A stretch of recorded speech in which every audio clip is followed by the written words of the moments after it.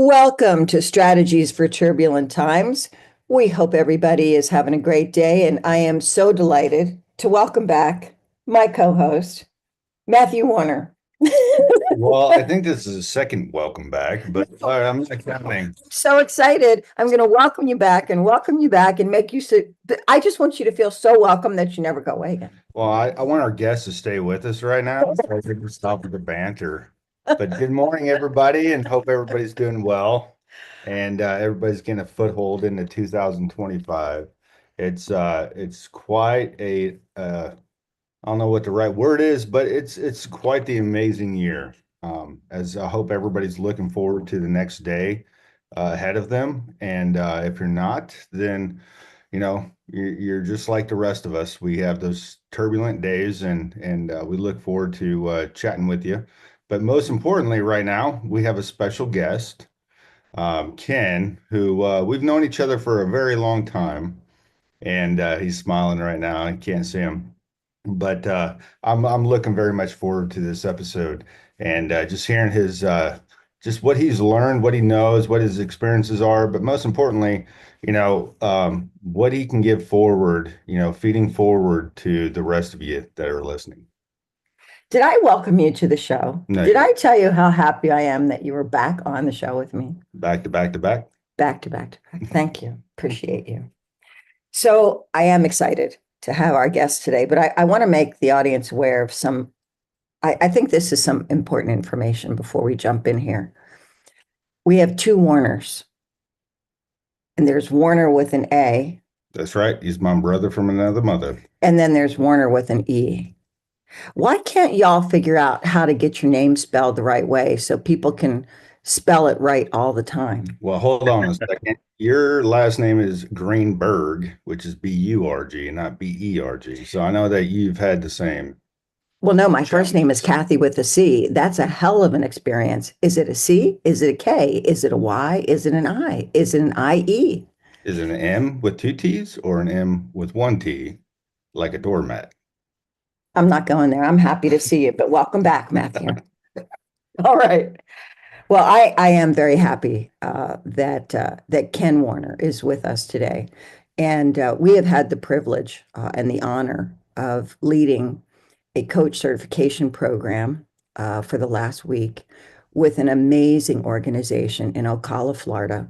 And I want to give a shout out to the entire Marion County organization for their warm welcome, for their hospitality, and for allowing us inside of their amazing organization to work with just a brilliant group of individuals over the last week and bringing them into the emotional intelligence world, the professional coach certification world, and the Magnus world. And I want to give a shout out here to obviously to Sheriff Billy Woods, and thanks for the hug.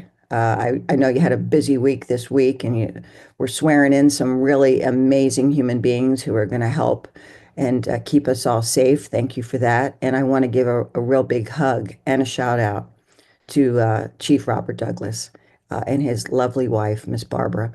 We cannot thank you enough for all of the hospitality and the amazing individuals that we've had to, I guess, the privilege of spending time with this week. I cannot say how impressed we were with the individuals in this program. And we were fortunate enough to meet Ken in that endeavor. So, I just want to bring everybody up to speed on what we've been up to. And I know many of you follow us, and I get messages from you on LinkedIn. We've been at the tactical operations conferences over the last decade. Matthew joined me there about 6 years ago. We are continuing to push forward in the window of leadership and coaching. We're proud to say that as of this week, we now have 10 new coaches that are moving forward with us, and that's for a total of 33 coaches.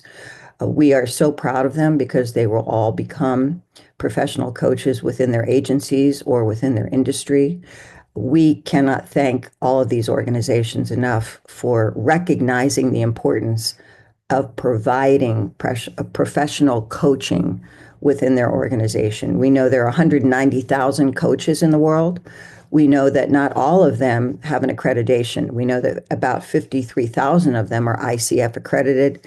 Of course, we are just blown away by the caliber of individuals that have started to join our ranks. And we have another training coming up in Verona, New York in April. We have the hospitality of the University of Massachusetts Amherst Police Department in July.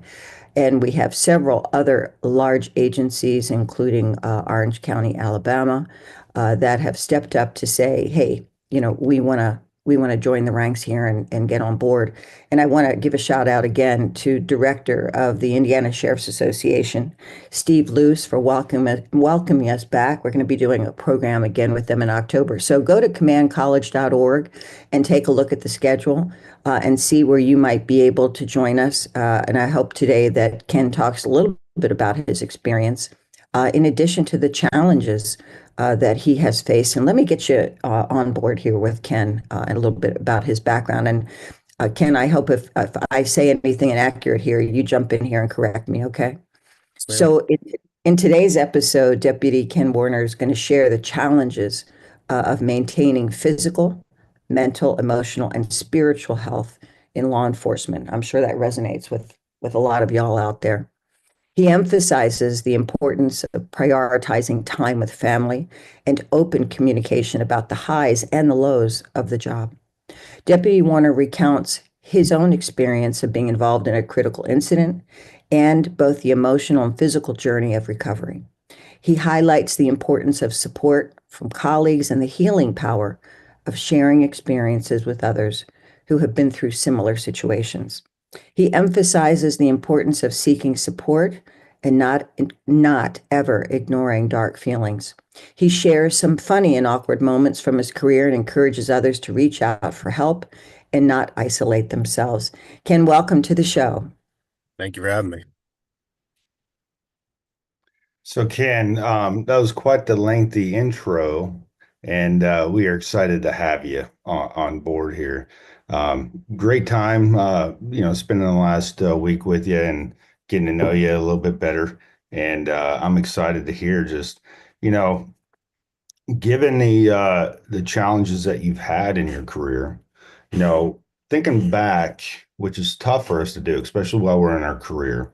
It's okay, yeah, I understand my childhood, but what does my childhood mean to who I am today in the uniform?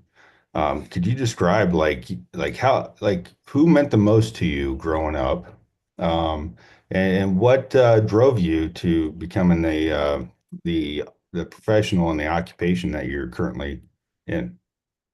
So I grew up in a small town in Ohio. Um, I had both my parents in my lives. They were very supportive of everything I wanted to do. I would say, honestly, I was probably closer with my mom. My dad always traveled for work, and I had a really good support system growing up. So going to school, we would always have career days or something like that where law enforcement officers would come in. I think that's where they planted the seed that I wanted to do what they did. I wanted to help people. So ultimately, I continued to chase that goal, and I ended up going into a criminal justice program, which ironically my mom was against. She didn't want me to go in law enforcement at all, but ultimately she knew I was going to follow my goal, so she was supportive throughout it. Even though she was saying she didn't want me to do it, deep down she's supportive, and to this day she's very proud, and that kind of keeps me going too. That obviously it's something she didn't want me to do, but now she can't imagine me doing anything else.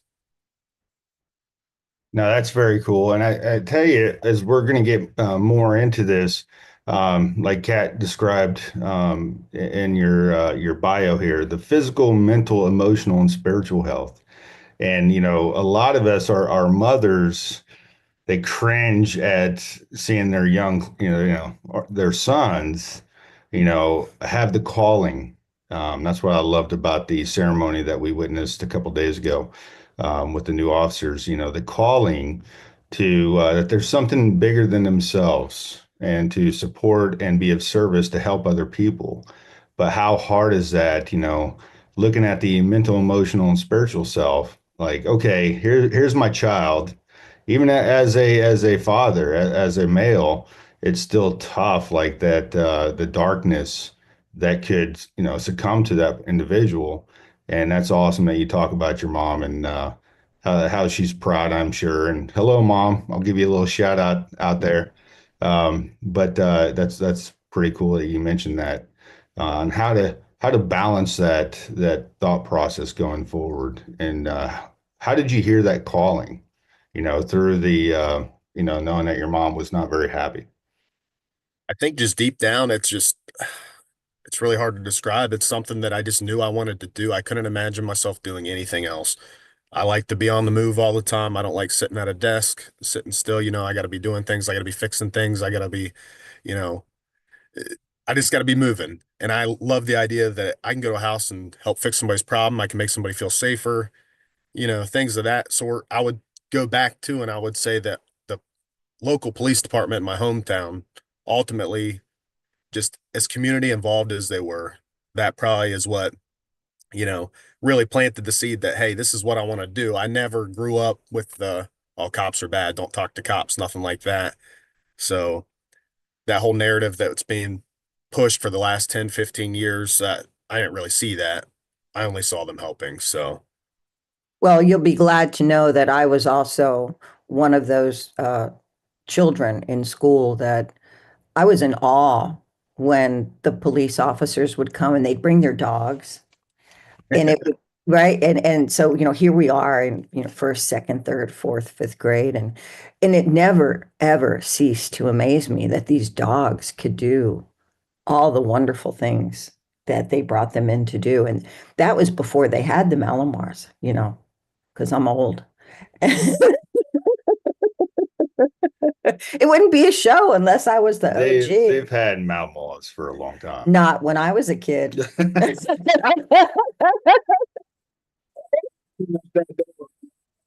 just letting you know they had these big, big German Saber-tooth shepherds. tigers. They had saber-tooth. They had panthers. They had leopards, man. It's funny because my son-in-law, my daughter, had a beautiful 123-pound German Shepherd, a gorgeous dog, and he just passed away this year. But I only bring it up because as a child, when someone comes in uniform and they have a big smile on their face, and they bring this animal that has so much energy and joy, right? The animal's so happy to be there and sees all the kids, and then you learn that that this animal is very special, and so children can be amazing advocates for public safety, and I don't know if they even do that anymore. Do they? yeah, you know, uh, so I'll say here in Marion County, we're unique to the sense that our sheriff said we're not going to have a school shooting.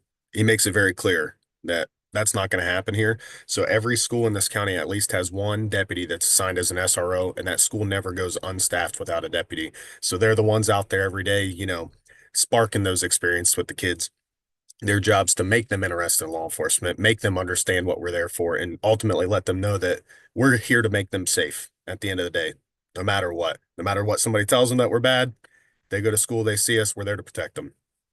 That's a beautiful thing, and I think Matthew and I can attest to the fact that being in your organization, for 24 hours straight for, 3 days in a row. Actually, we're on our fourth day here.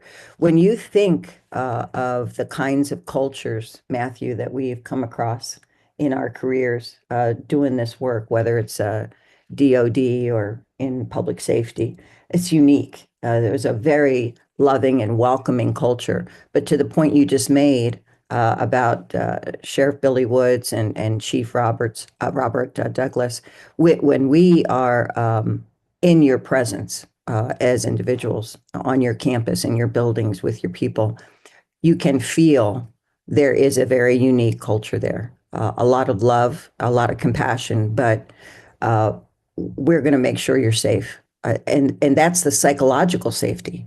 And I think we're going to talk about that today in our show. We're going to talk about that important, this really critical importance of feeling psychologically safe while you're immersed and focused in the role of being a protector. I think both you, Matthew and Ken can talk to that today, talk about what it takes to do that when you're even putting yourself at risk, and then what happens uh, after that risk, after those challenges start to bear in on you.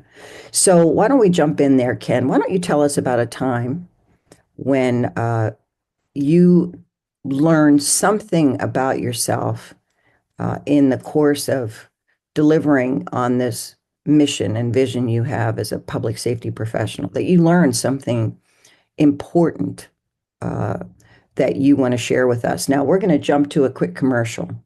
So I'm going to give you a break here. You're going to have a couple minutes to think about that. Don't go away.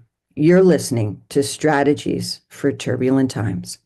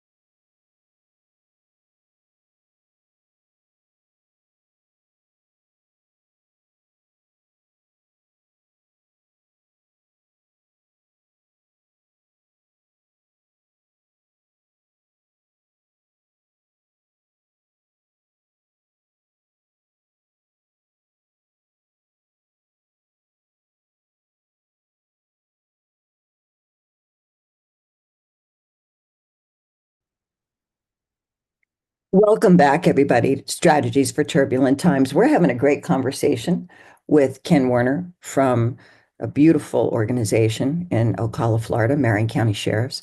And when we went to break, we were just talking about how Ken learned a little bit about himself, being a law enforcement professional in his career, and when he learned that, how he became a better version of himself.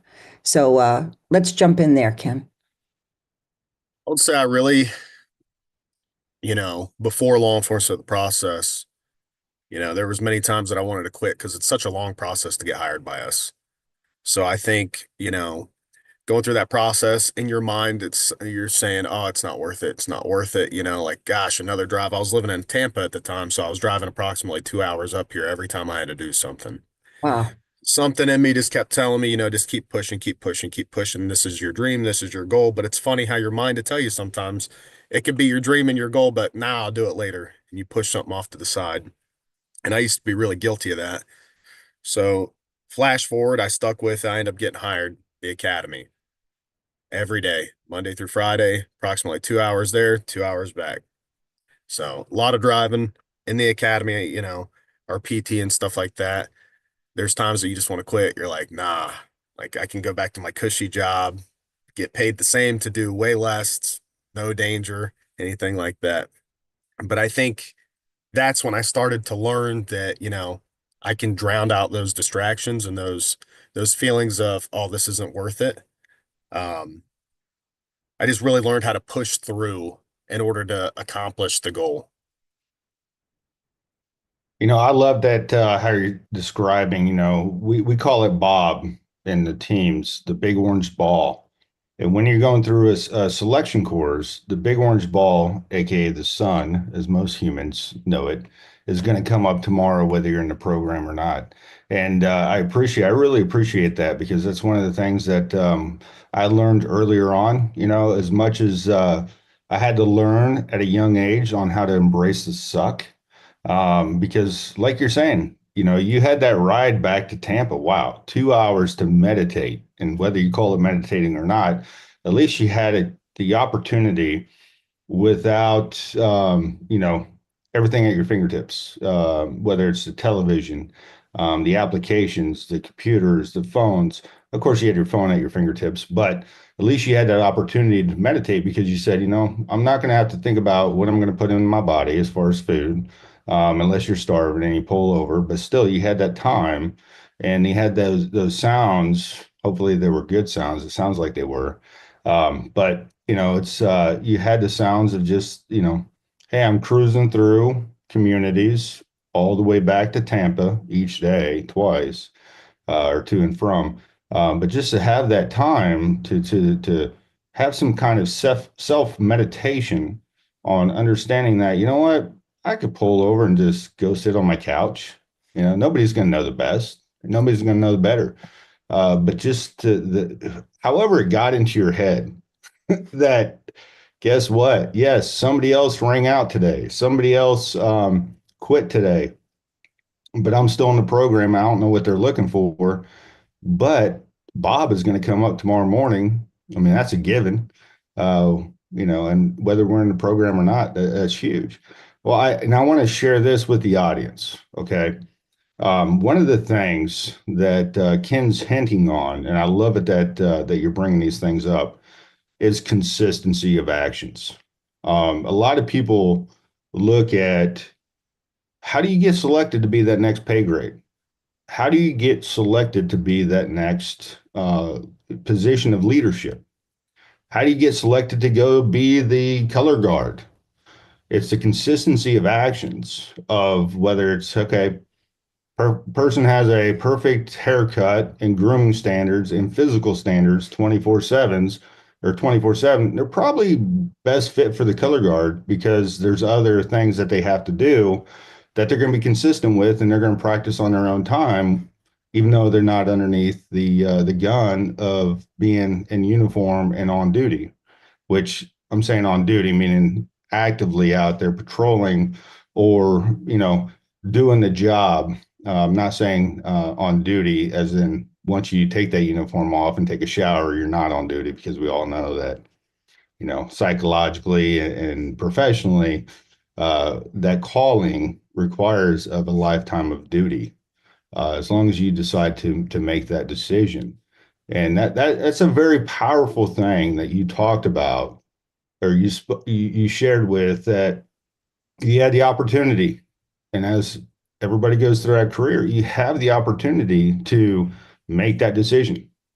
And whether you decide to look back and make excuses, hey, there's a nice comfy couch and I'll do it the next time, I'll be in better shape or I'll be in a better, um, you know, the what ifs, you decided to look forward and not look back. And that's very special there, Ken.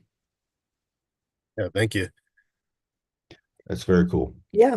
Well, I think people always think that all you have to do is get through one bad day, or one bad week, or one bad month. And we know that, and that's why we call the show Strategies for Turbulent Times. Sometimes our stress, even when it's eustress, right? When it's good stress, I mean, you're motivated to get through this situation, but it lasted a long time, right? You said, how long was it for you to get through that academy? The academy, our academy was approximately 7 months. Um, the hiring process, that was probably about 6 months total. And then not including the FTO process, the field training process, that's another 3.5 months right there. Yeah. So, I mean, think about being in that high level of stress, just trying to make the grade. Right? You're just trying to prove to people that you are worth the investment. And it takes a lot. It takes a toll on somebody to constantly be in a state of, I can do this, I can prove myself, and to feel that, and I'll just put it out there because you feel it when you walk into Marion County Sheriff's offices, to feel cared for and to feel a part of something bigger than yourself. And you know that in the end, you want to be a part of that long term. And I think that's the magic, whether it's Matthew going through selection, whether it's you, Ken, going through that process to get to the end point. You've had some tougher days. So I found out in class that you've been through some situations that you've come out on the other side. You've had some additional demanding struggles.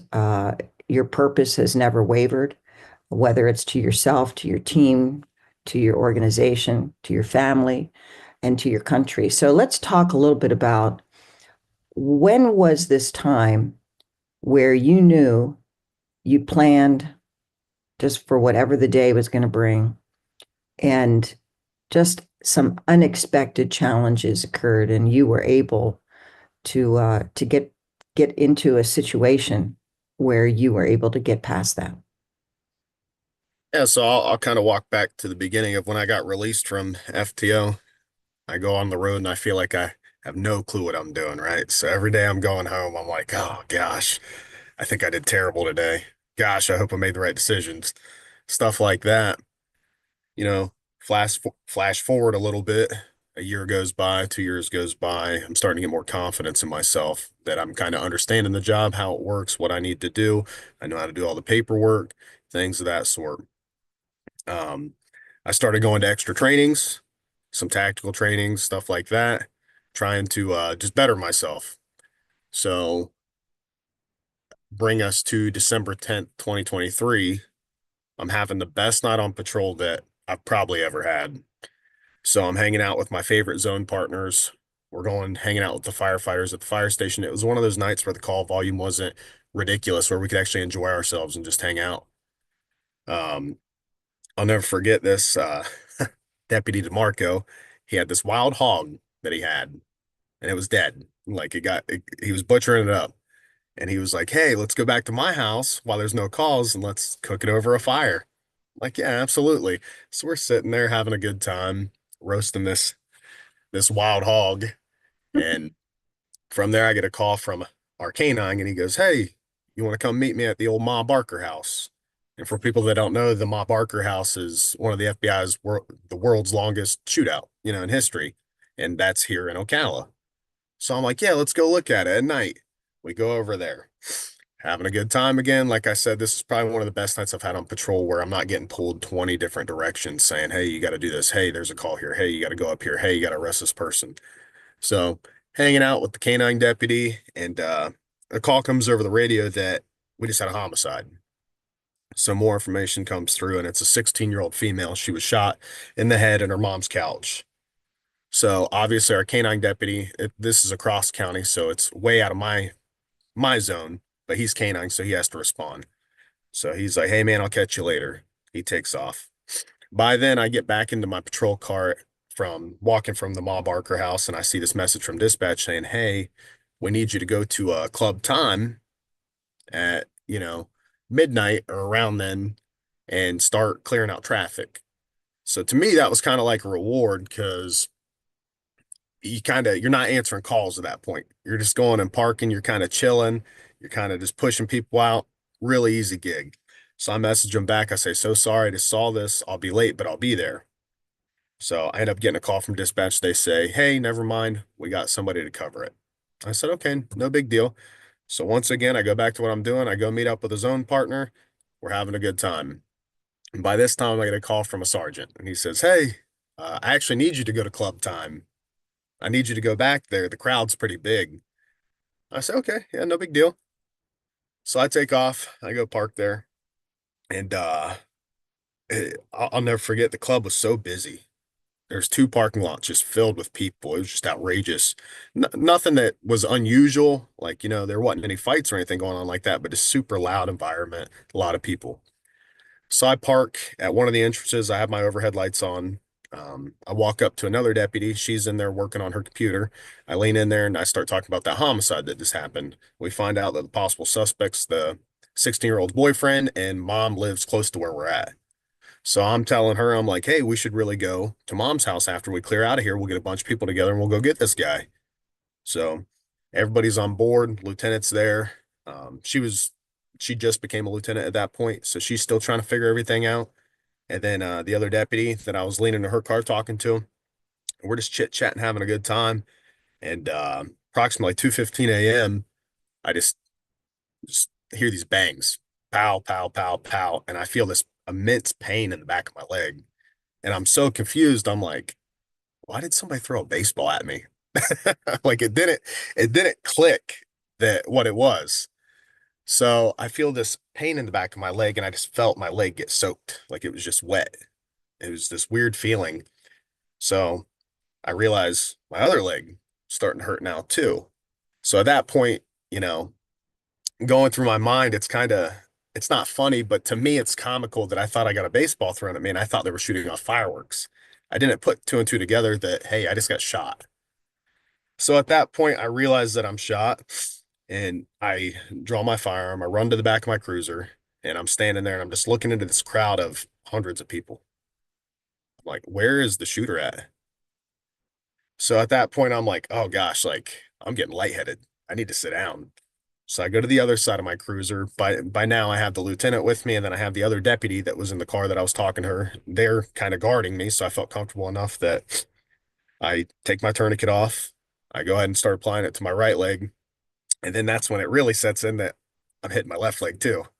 Well, I only carry one tourniquet, so luckily the other deputies were there. They start tending to, my left leg as we just sit there and we're watching for this shooter in this crazy environment, this chaos.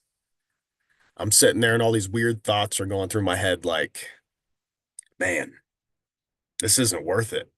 Like this was not worth it. And it's so weird that I was thinking like that. I'm like, I did all this work to get shot and die in a parking lot for no reason. So I had these like weird peaks and valleys, I would say, of emotion that I'm just sitting there and I'm like, okay, I'm gonna be fine. And then I'd like feel the blood and I'd be like, oh, I've been to shootings like these before where people have gotten less injured and they die. So I'm thinking, man, am I gonna die? So I'm just going through all these weird emotions up and down. Uh, I'm thinking of my son who wasn't born at the time. My wife was pregnant with our son, and I'm just thinking that, wow, I'm never gonna see him, and how selfish of me that I chose this job that's gonna take me away from him for the rest of his life. And that's just kind of the thoughts that are going through my head. Um, at this point, the ambulance comes and they start working on me. They're looking, and one of the medics, he looks down at my leg and he goes, "Hey, he's lost a lot of blood." And I'll remember the lieutenant on the fire department said, "Well, then pick his ass up and let's go." And by then, everybody's yanking me up and we're hauling butt to the hospital. I also never forget, he's on the radio and they're talking to the hospital, telling them I'm a trauma alert, and they said ETA 10 minutes, and I'm thinking I can get there faster in 10 minutes, so y'all better speed it up. Um, I'm sitting back there, the firefighters, they're trying to make small talk with me and stuff. They're telling me I'm doing good and stuff like that. At this point, I'm getting really lightheaded, like I'm gonna pass out. And it just the walls are closing in, and I knew I was gonna pass out, but in my past experiences, when people pass out, it's normally not good. Am I going to wake back up? So I tell them, I'm like, hey, I think I'm going to pass out. And they said, okay. And I'm like, wait, you're not supposed to tell me that. Yeah. So at that point, I'm like, no, screw this. I'm not going to pass out. So took control of my breathing, sitting there, and I stayed awake the whole ride to the hospital. From there, just going to the hospital was one of the most beautiful sights I've ever seen. Looking out of the back glass of that ambulance, just seeing every patrol car go by. I could see the lights flash and hear the sirens. Everybody was going to go to that club and they were going to find the shooter. And that was the good feeling in this. So I'm like, okay. And ultimately, too, I was worried that is he going to shoot another one of us out there? So it was this weird influx of emotion that I don't know. I've never experienced anything like that. I get to the hospital and there's a ton of city officers there, the city of Ocala Police Department, and they're saying, "Come on, man, you got this," and they're all like giving me fist bumps and stuff. I go in, cut all my clothes off me, and then from there, I'm immediately rushed into surgery. So as you are recounting all this, and for those who obviously can't see you because we do voice only on our show, and I'm watching your face and the smiles, uh, the lightheartedness with which you embrace this experience. Man, that was nothing like driving 2 hours each way, was it? Not at all. Well, we're going to take a quick break, Ken. So stay put. We want to talk more about how you recovered and what was the recovery process. Please come back. You know, we love you. Strategies for turbulent times.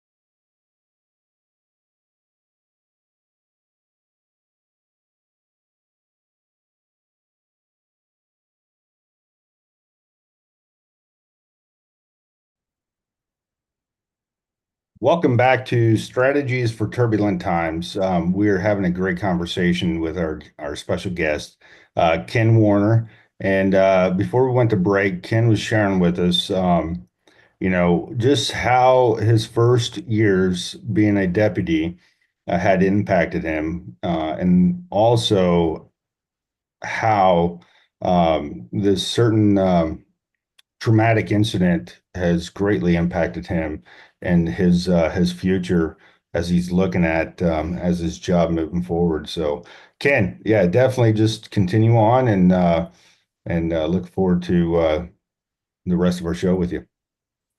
Yeah, so I get to the hospital. I'm immediately put in for surgery. I've never had surgery in my life, so that was actually something I was very stressed about. As I'm laying in the trauma bay, as they're getting me ready for surgery, um, they start giving me blood and stuff. And I remember the doctor saying, "Oh, you look a lot better. Your color's coming back. Your blood pressure's going up." And I'm thinking, okay, I'm not that smart, but I feel like this is good.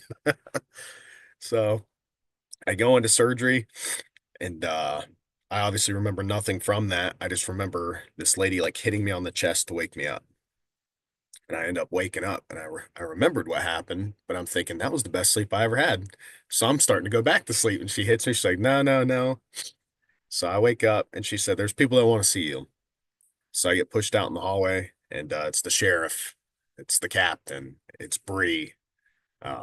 Bree's my wife. Um, just to see a people that were there, just so happy to see me, and it was a really good feeling that I was fine. So me being me, I tried to joke with them a little bit because everybody was crying. So just making little jokes with them. Uh, I go up into a hospital room, and my at this point my parents also lived in Tampa, so it took them a while to get notified because it was 2 something in the morning when it happened, and it's pretty late, so they're not answering their phones. So Captain Spivey ended up having to send a deputy to their house to let them know what happened. So I get up to my hospital room, getting settled in, and at that point, I see my mom. And in my mind, I'm thinking, this lady who never wanted me to do this job for this reason right here. I thought she was gonna beat me. Oh, jeez. So she comes in to tears in her face and she gives me a hug and tells me she loves me and stuff. And she was super upset, but she never once told me that she didn't want me to do this anymore. So that was pretty unique to me, that I thought for sure that her and Bree were going to come in there and be like, "You're done. Like this isn't worth it." So a couple days go by, and I'm thinking in my head, I'm like, "Am I going to continue doing this?" And ultimately, day 3, I was like, "Yeah, this is my calling. I don't want to do anything else." You know, I learned to myself basically that in one of the darkest situations I can pull through. You always think too that it can happen to you, but you really never expect it to happen to you until it does. So I think that was the biggest shock for me, that we train and train and train, building clearing, stuff like that, active shooter scenarios that, you can get struck and you might get hit. So you're thinking that, but you're never really thinking that until it happens. So like once it happens, it becomes real. So I end up getting put into physical therapy and all that stuff. I have a home health care nurse come every day for like the next month or so to my house, and they got to pull the gauze out and repack it every day, help me get dressed. It was really embarrassing that, I'm like a toddler trying to walk again on crutches, and I'm like falling over, and they're having to package my wounds. Like I equated it as like changing my diaper. Like, hey, it's time for my diaper to get changed. So I end up going to light duty, and I come back to patrol approximately 2 months after the incident. That's So amazing. As you're speaking again and sure, everybody can hear the lightheartedness, the dedication, the good humor, and the sincerity in your voice. A lot of compassion for yourself, a lot of perspective there in terms of your stress tolerance and your flexibility and all the good words that we use around the behaviors of emotional intelligence that you naturally have. It's just who you are. When you think of all of the thoughts that you continue to have, that you shared with us earlier in the show about being there for your son, being there for your family, there's no doubt in my mind that there is a compassion you have and a dedication you have to being there for those who can't protect themselves. There's a motivation that you have, and I understand it being, with Matthew here for the little bit of time that I have and working across DoD and public safety. How, when you think about that, how do you explain that to people who say, dude, I can't believe you're still doing this job. I can't believe your mom and Bree were like, we're going to support you. We're here for you. Yeah, does it frighten us? Of course, but we want you to have the life you want to have, even if it's not what we want for you. Yeah, I mean, uh, I get that a lot actually. Why are you doing this still? You get guys who have been on patrol for a long time, they're salty. Why are you doing this still? That's like your ticket out right there. Oh man, try to get some kind of medical retirement or something like that. To me, that just doesn't sit right with me. I got so much more good things to do. Um, I genuinely love the communities I work in. Do we have bad apples that deserve to go to jail? Absolutely. Um, but my job's not there to necessarily be the punishment. I'm more of the action after their what they did. So I would say that was just something deep down that I needed to go. I wanted to be with my buddies. I felt wrong leaving them out there. That oh, they're on patrol by themselves. Granted, I'm one person. I can't save everybody, but just trying to dig deep, saying that this is my calling. This is what I'm gonna do. Um, and I would say I don't think I could have did it as well as I am now without the support of my family and my coworkers. The aide, she was amazing to me. The sheriff checked on me all the time. If I didn't have that, it might be a different story.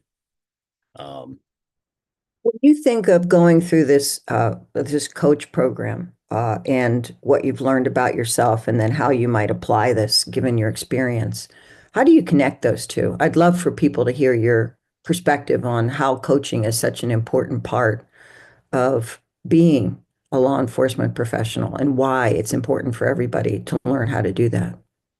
yeah, I would say that the coaching course really opened my eyes. And it's kind of weird when you take like the EQI assessment, looking at a picture of yourself the way you wouldn't look at it before.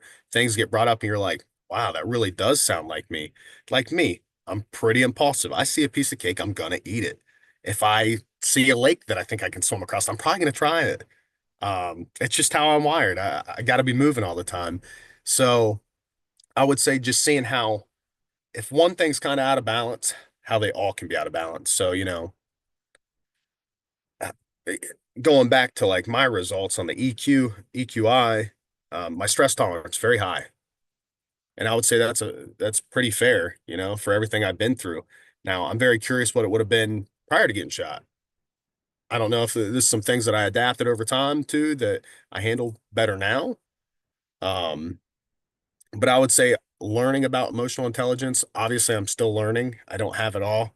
Um, I would say it was a big eye opener, and I think that it's very beneficial that people need coaches, that, it's good to see that insight about yourself and things that you can work on to better yourself, because ultimately there's no bad results. There's nothing bad that can come from it. It's just how do we be better every day? And that's what I strive to do every day. The guy that shot me, I'm not mad at. I would ultimately thank him any day of the week that, you know what, you gave me purpose to live my life with more intention than I would. I wouldn't be going to the gym as consistently. I wouldn't be taking time with family. I wouldn't be doing X, Y, and Z if, if it wasn't for this incident. So I almost look at this incident as a blessing and not a curse, not a nothing. I ultimately feel more bad for my coworkers that had to experience it with me. We ultimately lost one deputy. She ended up the deputy that was there during the incident. She quit the HU pretty shortly after and never wants to be in law enforcement again. But the good news is, in all of this, when we know ourselves best, as Sun Tzu said, right, we don't have to worry about who our enemies are. And the fact that she or they made the decision that was right for them, despite what you believe, what you feel, what you know is best for you. And that's the best we can do, especially in this job. Not that I'm an officer or sworn in any way, shape, or form, but as you're describing it, that's what it sounds like to me. So we're getting towards the end of the show. Love to have you back to talk about what recovery is looking like for you and how you move forward helping others. I'll tell you, you are an amazing story, and you're such a bright light. I had no idea about any of this while you were in the class, and I'm glad I figured out why they call you Two Pop because I was like, why do we keep calling him Tupac? So, Yep, well, that's my nickname. I So guess when you get both legs popped, that's what your nickname's going to be. That's not a bad nickname, by the way. Yeah, Lake Shot. There's a lot of other nicknames that could be out there. Now, Ken, thank you so much for being candid and just being one of those that's just by the gut honest with who you are and your story. And I know that this is gonna impact so many others. Like I said in class, it's about the seeds that you plant, you know. All too often, especially as we get older, it's like the immediate, you know, and as we see the new generations looking for the immediate what that we get out of something, you know, like we're on a range. Okay, you immediately get feedback on the target. But the message that you just shared is so impactful. I don't even think that you know how impactful it is on humanizing the badge. And you know, just when you know, Sheriff Woods and the chief Douglas spoke about the calling, you know, to still have that, you know, community involvement and just to love those communities like you spoke about. You don't have any remorse. You might have a little bit, but you're looking at the positive aspect of it that you have the ability to serve, to continue to serve, and to continue to take care of those that you care the most about. And I think that that's very special, my man. I appreciate that. And I'll end it with this two things. You mentioned a good time before the incident. For the audience, as we all know it, you know, it's not a good time of service at any time, but we look at the positives, you know, guys like Ken and myself, and there's many others out there that always look at the positives of where they're at, no matter how crappy it is. Hey, we're having a good time. We're not shot, you know, you know, we don't have rounds They fired. say any day above Um, ground is a good day. and every Bad breath is better than no breath. This is correct. And the only easy day was yesterday. So I love your enthusiasm, your positivity, and the message that you just shared with the audience. And I have one last question for you, brother. What's your favorite pair of socks? And real quick. favorite pair of socks. Yep. Oh, it's hard. I've been liking the lately I've been wearing like the Caterpillar, like the tractor ones. Like the Wow, little, I've not heard of those yet. Well, Yeah. that's a new pair of socks. Hey, Ken, you've been amazing. Thank you so much for your sharing. Hey, gang out there, y'all, wherever you are, in your office, in a patrol car, in training, we love you. Come back next week. We got another show for you, and I'm sure it's going to be an answer to strategies that you're facing in turbulent times.